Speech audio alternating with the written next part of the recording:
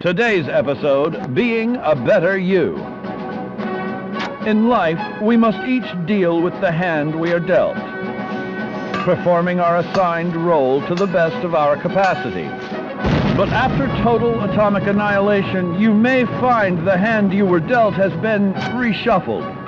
Yes, gone are the simple days of yesteryear.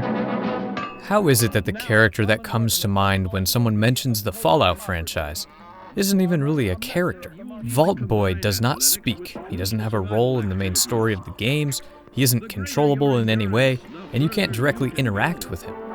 But somehow, over time, this corporate mascot for Fallout's Vault Tech has become synonymous with wandering a post-apocalyptic wasteland, with Marty Robbins or the Ink Spots booming in the background. But I think there's a lot to learn here, an interesting history inspired by Golden Age advertisements, board game mascots, consumerism, and war, of course. Along the way, he has become the mascot of the entire Fallout franchise. All over apparel, mugs, buttons, backpacks, I mean, you name it, they probably sell it with this little dude on it. So thus far, the NPCpedia videos have been devoted to characters that fans of certain games grew attached to over years. Throwaway characters that kind of became legends. But this one is a little bit different. Vault Boy is Fallout. His face is plastered all over these games. He's kind of a fixture, an expected part of the ride, akin to, say, Mickey Mouse at Disneyland. So how did this happen? I mean, who is Vault Boy? Why is Vault Boy? What was the direct inspiration for this character? And just how did he become so iconic that his face alone is the perfect advertisement for Fallout? Well, let's dive right into this thing, dude. But before we do, make sure you like the video down below if you do like it, and subscribe if you want to see more that are just like this. I think it's really important to remember anytime we talk about Fallout that the history of this franchise can be split into the original games developed by Interplay, and then the more modern era, starting with Fallout 3, when Bethesda Softworks acquired the rights to the IP. Much of the original framework and style definitely survived the transition, but the games were radically different. More akin to the Elder Scrolls games that Bethesda was working on at the time, first-person RPG adventures, opposed to that original top-down isometric style RPG. Vault Boy, however, is one of the constants. The first frame of the first game in the entire series, released back in 1997, features our boy hanging out in Vault 13, watering some plants happy as a clam. But hold up, because we're getting a little ahead of ourselves. Why was this little cartoon character created for such a mature, bleak, and honestly depressing game about, well, nuclear fallout? So I think many fans of this series would agree that the appeal of Fallout is not simply the nuclear wasteland, but the interesting contrast in themes, music, and tone. Now this comes across in the writing, the art style, the gameplay, everything really. We see something very similar kind of copied by the BioShock games. These are worlds that are very dangerous, bloody, and in some ways horrifying, being supported by happy old-timey music, smiling advertisements from the past, and happy-go-lucky mascots. Vault Boy is one of the keys to this kind of charm, this contrast of tones. The old world literally smiling at you through time, making you feel just a little bit of comfort, or perhaps making you feel truly alone. It really is a wonderful thing though that Fallout achieves here with the balancing of themes. And I mean, other games have been trying to copy it in just that right way forever. Vault Boy himself was originally dreamed up and drawn by Leonard Boyarsky, and he took heavy inspiration from Uncle Pennybags of Monopoly. This is probably the coolest part of Vault Boy's entire story to me. And if you're familiar with Vault Boy already, I really think you should go take out a set of Monopoly or just Google it and thumb through some of the chance cards and whatnot. I mean, you're really gonna get to see some similarities. Because Uncle Pennybags isn't like the character you're buying property from necessarily in Monopoly, and I mean, he isn't one of the pieces, right? He really is kind of the host of the entire game. The character that you get to see in all these different situations that you, the player, will find yourself in. And I think that sort of visual storytelling with our host leaves a lasting impression. Trammell Ray Isaac and George Almond, other artists working at Interplay back in the 90s, took what Boyarsky had laid out and really designed up the character in that Pennybags vein. And I mean, shoot, they did such a damn good job with this character design. It's been pretty much unchanged for over 20 years. In the initial design phases, Vault Boy was often referred to as the skills guy, because the original idea was to have him represent all of the different kind of attribute choices and whatnot in-game. And so he does, in all of the games, really. And this is really where Vault Boy shines. Why is this so damn charming to me?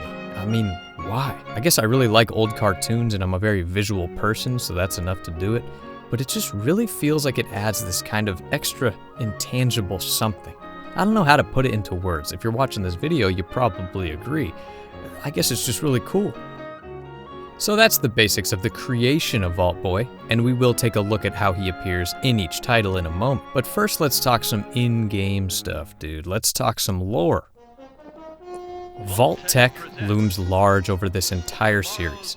They are the nefarious corporation that won the right to build fallout shelters all across North America prior to any nuclear events in-game. They publicly seem to be preparing America for the worst, a series of safe havens to preserve as many lives and fragments of the country's culture should bombs ever be dropped. But of course, under the surface, things were always quite a bit more sinister. A number of these vaults were designed as some sort of sick social experiment, a way for various aspects of the human psyche to be put to a real test. You could call it a proving ground that in no other circumstances would be morally given a green light. I'm talking things like purposely not stocking enough food and water for everyone sealed inside and just kind of seeing what happens. Or vaults being made up entirely of men that are all the same age with the same hair color. Or ones that were scheduled to open early when it wasn't safe to go outside yet, and all other kinds of horrible shit that you would want to do to people when they're all locked up together underground for a very long time.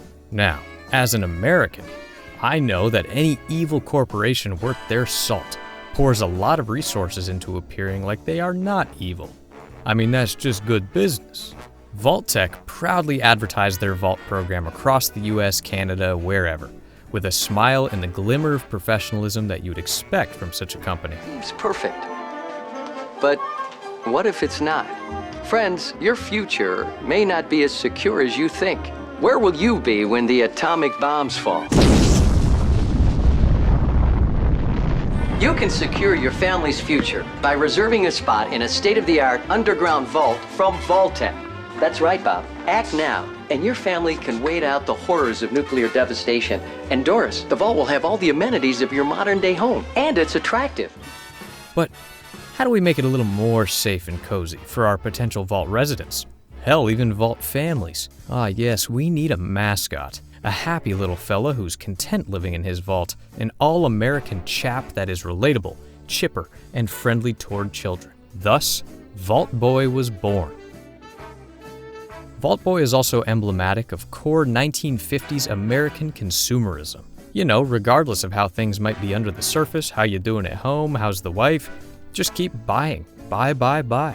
Keep a smile, cut out your coupon, and redeem your very safe-to-swallow lead-based toothpaste. Now, in the promotional videos leading up to Fallout 4's release a few years back, there was a wonderful use of Vault Boy in this sort of commercial sense, but kind of twisted out of the universe and towards us, the players. A way of showing off all the different attributes to pick from. This was known as what makes you special, and it is just brilliant. For you to better understand the 7 defining attributes that make you special.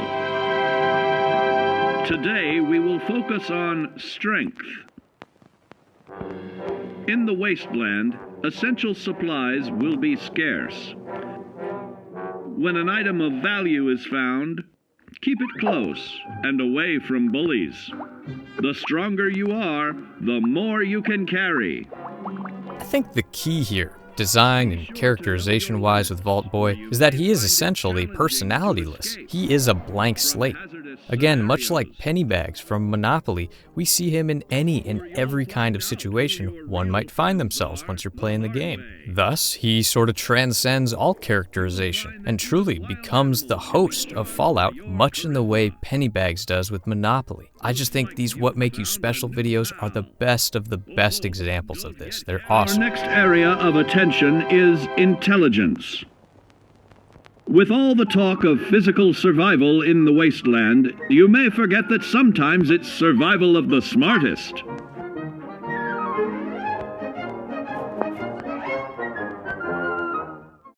But we also can't ignore Vault Boy and his relationship with the Pip-Boy. Now, for years, people mixed these names up constantly, and understandably so, I guess. But the Pip-Boy is the personal computer that was given to all Vault dwellers by Vault-Tec. It's a wrist-worn personal computer that tracks all of your vitals, your skills, inventory, map, quests, and so on during gameplay. And hey, what do you know? It's Vault Boy that is used to represent you, a Vault dweller, your health, and each of your skills, all that jazz.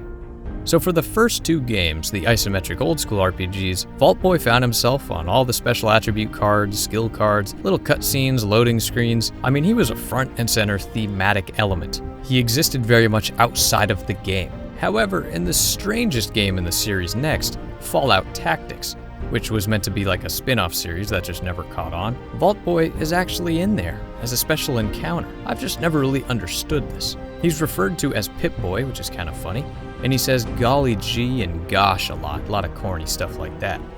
So this game is officially referred to as semi-canon, whatever the hell that means, I'm not an expert.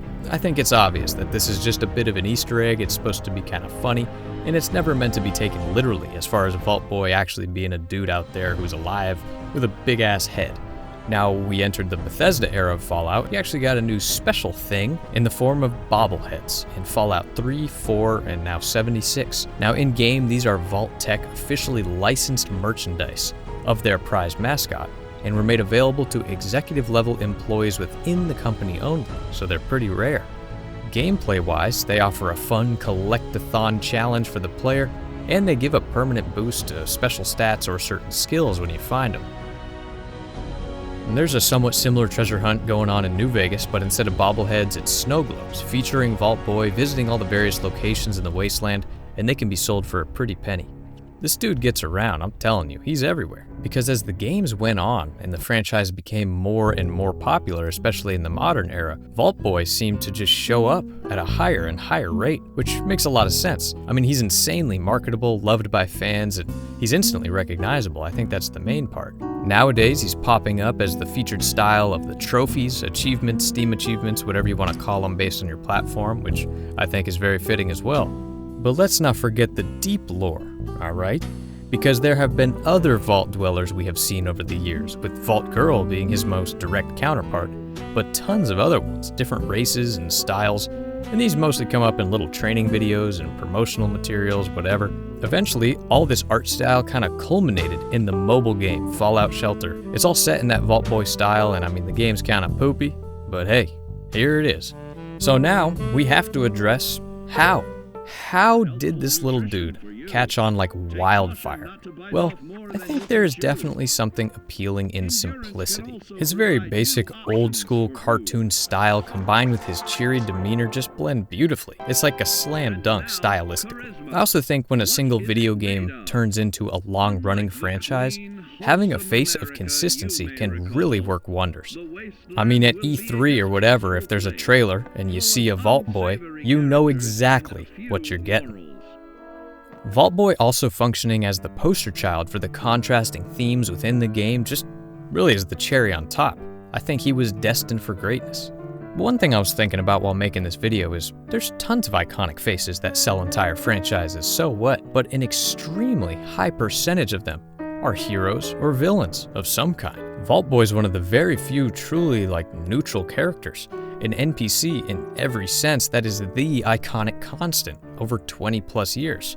It's pretty damn cool to see. It also lines right up with it being an RPG. I mean, Vault Boy's not good or evil. You're not good or evil. Well, I guess you could be. Whatever. And okay, sure. I hear you. He isn't your typical NPC, but his impact is immense. I mean, Lord knows if they ever made an official Fallout anything. Theme park, store, TV show, podcast, you name it. It would have to be Vault Boy with his blonde swirl and unwavering family-friendly smile greeting you on your way in. And outside of Fallout, many games have given Vault Boy a little shout out here and there, and he even made it into Super Smash Bros. As a Mii outfit, which I did not know and it kind of disturbs me. But I think the legacy of Vault Boy as an NPC is just one of consistency. Interplay and Bethesda never overdid it. And I mean, they easily could have. It must be tempting, shoot, to have such a marketable minor character, or I guess mascot, like Vault Boy. I mean, other companies may have abused this power and used it for evil. maybe made more shitty spin-off games or whatever. But thankfully, as of now anyway, they have left Vault Boy outside of the action, and this is where he belongs, as Fallout's smiling, dapper host. From Uncle Pennybags to the Wasteland, no other face could welcome us so enthusiastically to explore the horrors of the Fallout franchise.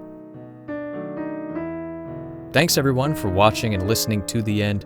I've recently actually been playing through New Vegas here on the channel via live streams, so subscribe if you want to catch some of those, because holy cow, I've been having a blast. Believe it or not, it's my first time through the game, I know, sue me. And all the VODs from previous streams can be found on the Discord, so join that too if you're interested. And the only other announcement is we launched some official Ghost Charm merchandise that I think is a ton of fun, and you guys have actually surprised me with the amount of interest over on the shop, so thank you for that. Alright everyone, thank you again, and until next time, peace!